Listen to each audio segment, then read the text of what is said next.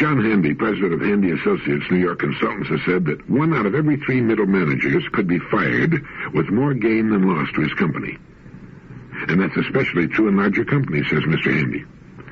Calling him, every third middle manager, calling him the corporate parasite, Handy says he fits the following description.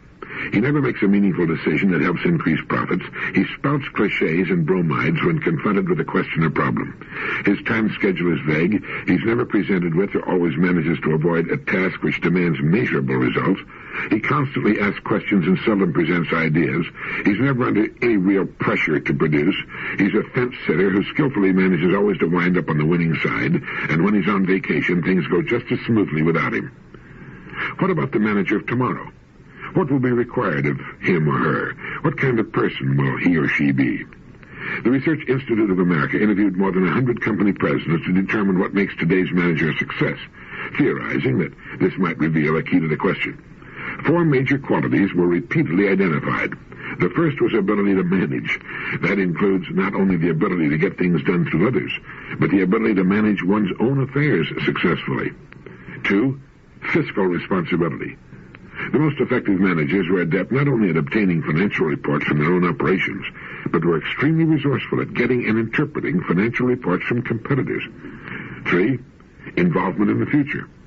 Many of the top people felt that middle management concerned itself too much with the present, under the assumption that the top brass should take care of the future.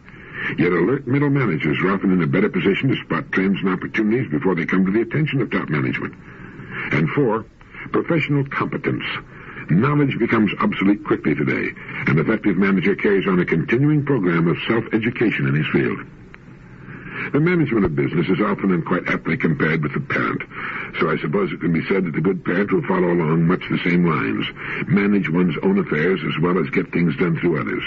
Fiscal responsibility, handling finances wisely, making sure there's a profit left over at the bottom line at the end of the year.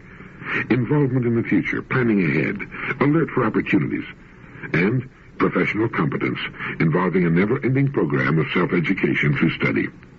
And the good manager and parent says to those in his charge, you can become anything you seriously want to become.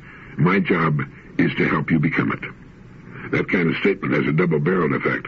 First, it indicates that we should all be striving for something, and second, it indicates a willingness to help. Attached to the telephone of a young executive of my acquaintance is a small sign that reads, God give me the wisdom to be as smart as my customers. You know, there's a ton of good sense and worlds of growth opportunity lurking in that small, pithy comment. If there's one attitude common among those who serve the buying public, it's often an attitude which says, okay, dummy, what'll it be? It's an attitude which makes the mistake of assuming that because I work in this business, I know all there is to know about it, while the customer doesn't know anything about it at all. Because of that situation, I am infinitely wise, while the customer I now see approaching is infinitely stupid. Now, I don't mean to say that all who serve the public feel that way by any means. A good percentage of them are great and a joy to do business with, and we remember them and go back to them whenever we can. And I don't mean to pick on the salespeople or the service people particularly. The boss is the one who frequently makes the mistake of underestimating the public, or assumes most people are as dumb as he is. Some time back, I was checking into a motel, and soon I was back at the desk asking them to make reservations for me somewhere else. The girl asked me what was wrong, and I simply said,